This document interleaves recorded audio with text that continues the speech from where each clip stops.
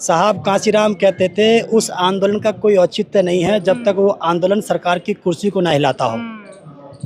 अब ये आंदोलन सरकार की कुर्सी को हिलाएगा क्योंकि वो बीजेपी के सपोर्ट से वहाँ पे सरकार चल रही है और वो भी बैसाखी पर है। क्या नाम है? नीतीश कुमार जी।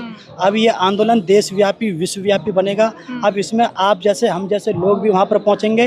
हमारे पास बड़े बड़े नेता हैं, ये वहाँ के बिहार के नेता हैं, और भी हमारे पास और भी बिहार के लोकल नेता हैं, ये वहाँ के महाराष्ट्र के नेता हैं। अब इनको पता चल गया है कि धीरे धीरे जयप्रकाश उधर प्रवेश कर रहा है। ये केवल भिक्षुओं का मामला नहीं है, ये बौद्धों का मामला नहीं है, ये राजनीति का भी मामला है। तो इसको देख करके सारे के सारे राजनीतिक दल आकर के उसको ज्वाइन करेंगे और वहाँ से हम कहेंगे कि या तो इस एक्ट को हटाओ या फिर अपनी सरकार लेकर फिर अपने बोरा बुस्तिया बांध कर अपने कहीं और चले जाओ। तो नीतीश कुमार का कुर्सी प्रेम तो सब जानते हैं, तो कुर्सी बचाने के लिए क्या आपकी बात मान लेंगे? देखिए, वो कुर्सी बचाने के चक्कर में तो उनका नाम पलटू राम है। तो एक पलटी इधर भी मारो भाई। भाई तुम पलटते जाते हो, एक बार का और मिल जाएगा। हाँ, एक पलटी है, इस तरफ भी मार दो छोटी सी भाई। हमारे तरफ तो करबटी लेनी है, पूरा पलटना ही नहीं है, हल्की सी नजर घुमानी है। अरे एक बार कह दो कि इस एक्ट को हम खत्म करते हैं। जनता लाइव देख रहे हैं आप और मैं हूँ आपके साथ पूजा, और इस वक्त मैं मौजूद हूँ दिल्ली के जंतर मंतर पे। और आज बोध गया महाबोधि मुक्ति आंदोलन जो सीधा बिहार से उठकर यहाँ जंतर मंतर तक आ पहुँचा है, और जिस तरीके से जो वहाँ की प्रशासन है, पुलिस व्यवस्था है, वो लगातार दमनकारी रवैया अपना रही है। भंते वीणाचार्य जो सलाखों के पीछे हैं, जिन पर संगीन धाराओं के तहत उन्हें गिरफ्तार किया गया है और अभी तक उनकी रिहाई नहीं हुई है, उन्हें बेल नहीं मिली है, उन तमाम मुद्दों को लेकर आज ये लोग यहाँ एकत्रित हुए हैं और यहाँ से एक बुलंद आवाज़ सरकार तक पहुँचाने की कोशिश कर रहे हैं। मेरे साथ इस वक्त जयप्रकाश जी हैं, एक लंबे अरसे के बाद हमारे चैनल पर दिख रहे हैं। तो सबसे पहले तो आपका सर बहुत स्वागत है, और सवाल ये है कि आप लगातार महाबोधि महाविहार मुक्ति आंदोलन में जुड़े हुए हैं, वहाँ से आप पूरे आंदोलन को करीब से देख रहे हैं, समझ रहे हैं। क्या आपको लगता है कि आंदोलन में कमियां क्या कुछ है और आंदोलन कितना बेहतर है? पिछले दो बार भी हमने देखा कि जब ये आंदोलन काफ़ी पहले एक अहम मुकाम तक जाकर वापस लौट गया, या तो किसी षड्यंत्र का शिकार हुआ या आपसी वैमनस्य का शिकार हुआ, ऐसी तमाम चीज़ों की वजह से आंदोलन कहीं ना कहीं शिथिल पड़ गया। लेकिन अब जब आप लोगों ने एक बार फिर से इस पूरे आंदोलन को पुरजोर तरीके से उठाने का बीड़ा लिया है, क्या लगता है इस आंदोलन का भविष्य क्या होगा? देखिए, बात यह है कि जैसे जैसे ये आंदोलन ऊपर गया, आगे जाकर के इन्होंने कंप्रोमाइज़ कर लिया एक सीट पर क्या हुआ कि हमको उस कमेटी का एक सदस्य बना दिया जाए। तो जब आप आंदोलन मुक्ति का चला रहे हैं और आगे जाकर आप कंप्रोमाइज़ कर ले रहे हैं सरकार के साथ में या कमेटी के साथ में, तो एक मेंबर बन करके वो रुक जाता था। लेकिन अब की बार जो आंदोलन ये चल रहा है, अब की बार ये देशव्यापी विश्वव्यापी आंदोलन है। उसमें ये तय किया जा रहा है, जिस पे अभी ये कार्यक्रम हो रहा है आपके पीछे जो आपने बताया। इसके बाद 2 दिन का कार्यक्रम डॉक्टर अम्बेडकर भवन, रानी झांसी रोड, दिल्ली में होगा। उसमें ये बात तय होगी कि अब इसमें कोई कंप्रोमाइज़ नहीं करना है कि आपको एक सीट दे दी जाए मेंबरशिप की उसकी कमेटी की, क्योंकि उसमें पैसा आता है बहुत बड़ा। इन लोगों की बात जायज़ है, हम लोगों की बात इसलिए जायज़ है, एक वहाँ पर पास में ही एक जैन मंदिर है, उसके पास दान इसकी अपेक्षा कम आता है, क्योंकि वो विदेश से दान वहाँ पे नहीं आता है। इस मंदिर में, इस बोध गया विहार में, वहाँ पर विदेशों का दान बहुत बड़ी मात्रा में आता है। उसके पास में आधा भी दान नहीं आता है, फिर भी वहाँ पर वो चैरिटेबल वहाँ पर वो ट्रस्ट चलाते हैं, जिसके तहत वो वहाँ पर अस्पताल चलाते हैं, कॉलेज यूनिवर्सिटी चलाते हैं जैनी लोग। और लेकिन इतना बड़ा पैसा यहाँ पे आता है, उस पैसे को इकट्ठा करके सरकार अपने काम में ले लेती है, जगह जगह बांट देती है। तो ये कमेटी ये चाहती है, ये लोग ये चाहते हैं कि उसका हमको हेड बनाया जाए, हमारे हाथ में दी जाए, उसके बदले में जो भी पैसा वहाँ पर आता है उससे हम अस्पताल और यूनिवर्सिटी वहाँ से चलाएँ। दूसरी बात यहाँ पर यह है कि ये 1949 में बनाया गया था, और भारत देश का संविधान जो है वो 1950 में 26 जनवरी को लागू किया गया। उसके आर्टिकल 13 में इस बात को वर्णित किया गया है, ऐसा कोई भी पहले का कानून जो भारत देश के संविधान को लागू होने से पहले अगर कोई बन गया है और वो भारत देश के संविधान के फंडामेंटल राइट वाले पार्ट 3 का विरोध करता है, तो उसको वैध घोषित कर दिया जाएगा। और ये जो एक्ट है वो आर्टिकल 24 से लेकर 28 तक, जो कि right to freedom of religion जो है उसका वो वायलेशन कर रहा है, लेकिन उसके बावजूद भी अभी तक उसको वैध घोषित नहीं किया गया सरकार के द्वारा। एक ये बड़ी प्रॉब्लम है। दूसरी बात जो थी, ये दो प्रॉब्लम हो गई। तीसरी बात ये है कि उस समय तक बाबा साहब ने बौद्ध धर्म स्वीकार नहीं किया था। तो इसलिए हम मान सकते थे कि आधे हिंदू आधे बौद्ध मिलाकर के कमेटी बना दी जाए और सरकार का रिप्रेजेंटेटिव जो है वो डीएम को वहाँ पे लगा दिया जाए, उनको आपस में बैलेंस करने के लिए। लेकिन जब बाबा साहब ने वहाँ पे बौद्ध धर्म स्वीकार कर लिया 1956 में, उसके 6-7 साल के बाद में, तो आज बौद्धों की संख्या बहुत बड़ी मात्रा में है, बहुत लोग अवेयर हैं, विदेश से हमारे तार जुड़ गए हैं। तो आज हम कैपेबल हैं कि हम अपने बिहाफ पर अपने लेवल पे इस कमेटी को चला सकते हैं, इसको हम मैनेज कर सकते हैं। और आपके एक्ट में इस बात को वर्णन किया गया है, ये आधे हिंदू आधे बौद्ध आधे गैर बौद्ध एक डीएम ये तब तक रहेंगे जब तक कोई कॉम्पिटेंट कमेटी पेश नहीं कर दी जाएगी। आज 60 साल 70 साल हो गए हैं, 75 साल हो गए हैं, आज तक भी तुमने कॉम्पिटेंट कमेटी को ढूंढने का काम नहीं किया। आज हम इस बात को कह रहे हैं कि हम कॉम्पिटेंट कमेटी आपको देते हैं, पूरे देश के हर स्टेट के रिप्रेजेंटेटिव आपको हम देते हैं, और पूरे देश में से कहीं पर भी हमारी कमेटी पे कोई भी ऑब्जेक्शन होता है तो उसको आप हमें बताइए। तो फिर अब सवाल ये है कि जब ये कमेटी बन जाएगी, जिस पर आप लोग आने वाले 2 दिनों में चर्चा करने जा रहे हैं, तो जब ये कमेटी बन जाएगी तो पहला आपका जो डर है कि पिछली बार जो हुआ था कि एक व्यक्ति के अगर उसमें आंदोलन चलता है एक व्यक्ति के नेतृत्व में, तो उस आंदोलन में कॉम्प्रोमाइज की स्थिति होती है कि अगर उस व्यक्ति ने कॉम्प्रोमाइज कर लिया तो आंदोलन वहीं के वहीं समाप्त। तो पहले आप लोग ये चाहते हैं कि एक कोर कमेटी बने जिसकी वजह से अगर 1-2 लोग इधर उधर खिसक भी जाएं तो आंदोलन जो है वो अडिग रहे, वो टिका रहे। दूसरी बात ये है कि आप लोग जो ये कमेटी बना रहे हैं, तो जब ये कमेटी बन जाएगी इस तरीके से एक बॉडी बन जाएगी, तो फिर बौद्ध गया ही क्यों?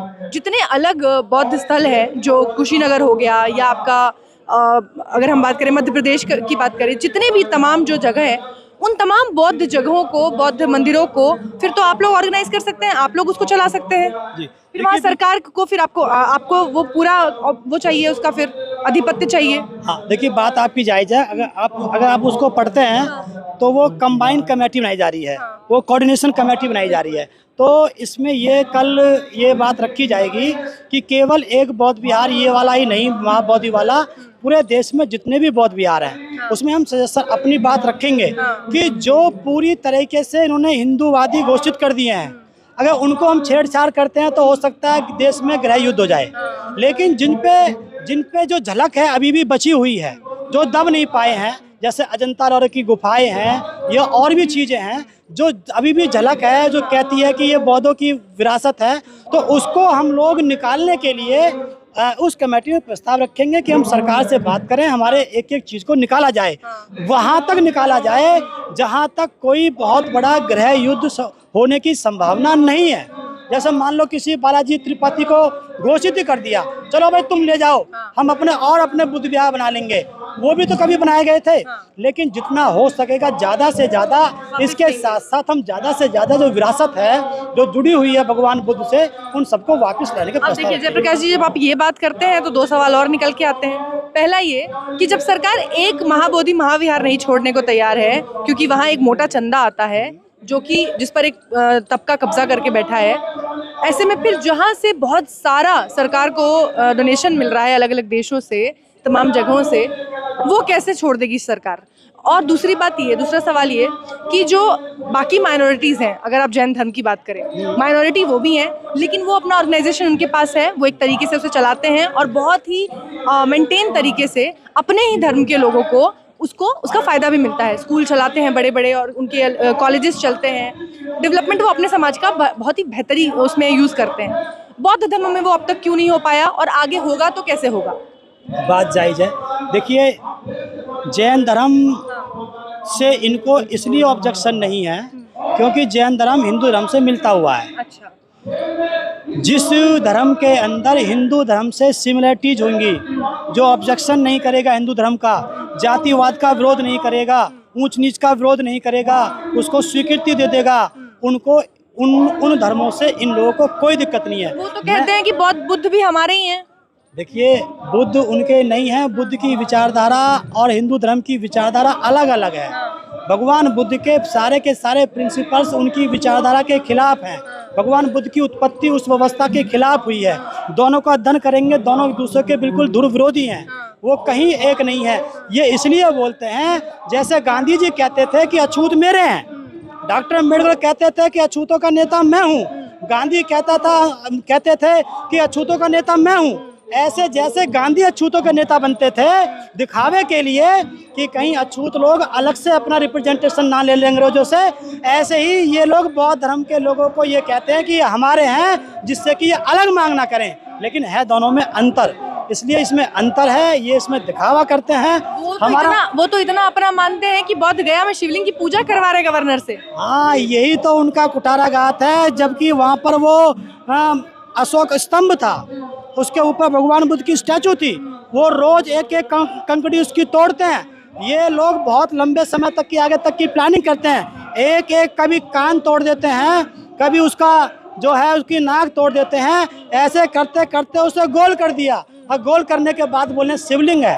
वहाँ पे 5 भिक्खु लोग वहाँ पे जिन्होंने प्रवज्ञा ली थी बुद्ध की, वो वहाँ पे एक कमरे में बंद कर दिए रात को, और बाद में जाके कह रहे हैं कि ये 5 पांडव हैं। तो ये इन लोगों की साजिश चलती है। ये हजारों साल तक की प्लानिंग करते हैं, थोड़ा थोड़ा तोड़ते चले जाएंगे और एक दिन कहेंगे कि यहाँ पे शिवलिंग है। जयप्रकाश जी, आपसे एक सवाल और बनता है। सवाल ये है कि जब गवर्नर वहाँ शिवलिंग की पूजा कर रहे थे तो उनके आसपास भी कुछ भंते लोग खड़े थे। हाँ। वो कौन थे? और जो आप लोग आज यहाँ प्रदर्शन कर रहे हैं, जो भंते यहाँ एक लंबे अरसे से बैठे हुए हैं और बौद्ध गया की मुक्ति का आंदोलन कर रहे हैं, वो कौन है? फिर आपस में ये कैसा समन्वय है? देखिए, वो जो बनते थे वो उस कमेटी के सदस्य थे। वो कमेटी के सदस्य सरकार की रहमो करम पे चल रहे हैं वहाँ पर वो, इसलिए उनको लगता है कि हमसे छिन ना जाए। एक तो वो लोग थे। कुछ लोग जैसे उस समय भी, भगवान बुद्ध के समय भी, उनके बाद भी, सम्राट अशोक के समय के बाद भी कुछ लोग, ये ब्राह्मणवादी लोग अपने लोगों को भिक्खु बना करके बौद्ध धर्म के अंदर छोड़ देते हैं। अच्छा। ऐसे ही ये लोग यहाँ भी कुछ लोग ऐसे होते हैं, सब जगह होते हैं। तो ये चोला पहनते हैं, लेकिन अंदर से ये उनकी विचार के समर्थक होते हैं। और रही बात आपकी राज्यपाल जी की, राज्यपाल जी को इस बात को समझना चाहिए कि आपके पास कॉन्स्टिट्यूशनल, आपके पास में पद है। आप जो है राष्ट्रपति के रिप्रेजेंटेटिव हैं, आप सेंट्रल गवर्नमेंट के रिप्रेजेंटेटिव हैं। अगर देखा जाए तो आप राज्यपति के तरीके के वहाँ पर, आपको राष्ट्रपति की तरह से, हाँ, आप उसके वहाँ पर उसके चेहरे के रूप में आपको देखते हैं, जो इंडिपेंडेंट होता है। ना तो आपको किसी धार्मिक मामले में फंसना चाहिए, ना तुम्हें किसी पार्टी के मामले में फंसना चाहिए। आपने कैसे मान ली सीएम की बात कि आप जाके किसी के बौद्ध स्थल में आप जाकर के आप पूजा अर्चना करेंगे? क्या आप जो अभी मंदिर बनाया है, राम का मंदिर, उसमें जाके आप नमाज पढ़ सकते हो? क्या आप किसी उसमें ये जो अपना होता है, ये चर्च में जाके आप नमाज पढ़ सकते हो? लेकिन आपको पता थी कि ये लोग कमज़ोर लोग हैं, सरकार की तुम्हारे पास सपोर्ट है, तो कम से कम तुमको अपनी कुरान का तो हमको ध्यान रखना चाहिए। मैं समझता हूँ कि आपने कुरान के खिलाफ काम किया है, आपने मुस्लिम धर्म के खिलाफ काम किया है, आपने संविधान की जो आपके पास में पोस्ट है उसके खिलाफ आपने काम किया है, आपने एक राज्यपाल की गरिमा को गिराने का काम किया है। जयप्रकाश जी हमारे साथ हैं और राजनीति का सवाल ना हो तो फिर सही नहीं लगेगा। तो अब बिहार में चुनाव भी है और उस चुनाव में ये मुद्दा कितना बड़ा बनने वाला है, और आपको तो बहुत एक्सपीरियंस है सर चुनावों का, आप किस तरीके से इसको सरकार के खिलाफ ले जाने वाले हैं, जरा उस पर भी प्रकाश डालिए। देखिए, मूल बात तो आपने अब पूछी है। हाँ। साहब कांशीराम कहते थे, उस आंदोलन का कोई औचित्य नहीं है जब तक वो आंदोलन सरकार की कुर्सी को ना हिलाता हो। अब ये आंदोलन सरकार की कुर्सी को हिलाएगा, क्योंकि वो बीजेपी के सपोर्ट से वहाँ पे सरकार चल रही है, और वो भी बैसाखी पर है। क्या नाम है? नीतीश कुमार जी। अब ये आंदोलन देशव्यापी, विश्वव्यापी बनेगा। अब इसमें आप जैसे, हम जैसे लोग भी वहाँ पर पहुँचेंगे।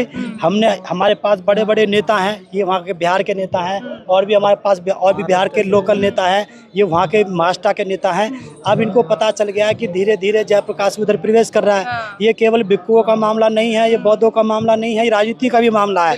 तो इसको देख करके सारे के सारे राजनीतिक दल आकर के उसको ज्वाइन करेंगे, और वहाँ से हम कहेंगे कि या तो इस एक्ट को हटाओ, या फिर अपनी सरकार लेकर अपने बोरा बुस्तिया बांध कर अपने कहीं और चले जाओ। तो नीतीश कुमार का कुर्सी प्रेम तो सब जानते हैं। तो कुर्सी बचाने के लिए क्या आपकी बात मान लेंगे? देखिए, वो कुर्सी बचाने के चक्कर में तो उनका नाम पलटू राम है। तो एक पलटी इधर भी मारो भाई। भाई तुम पलटते जाते हो, एक बार का और मिल जाएगा। हाँ, एक पलटी है, इस तरफ भी मार दो छोटी सी भाई। हमारे तरफ तो करबटी लेनी है, पूरा पलटना ही नहीं है, हल्की सी नजर घुमानी है। अरे एक बार कह दो कि इस एक्ट को हम खत्म करते हैं। ये इतने साल से चल रहा है, संविधान के विरोध में चल रहा है। हमको पता नहीं थी, किसी ने इसके बारे में बताया नहीं, हमको पता चल गया, जब जागो तभी सवेरा, इसको वो खत्म करेंगे। चलिए, बहुत बहुत शुक्रिया जयप्रकाश जी, हमसे तमाम मुद्दों पे बातचीत करने के लिए बहुत धन्यवाद आपका।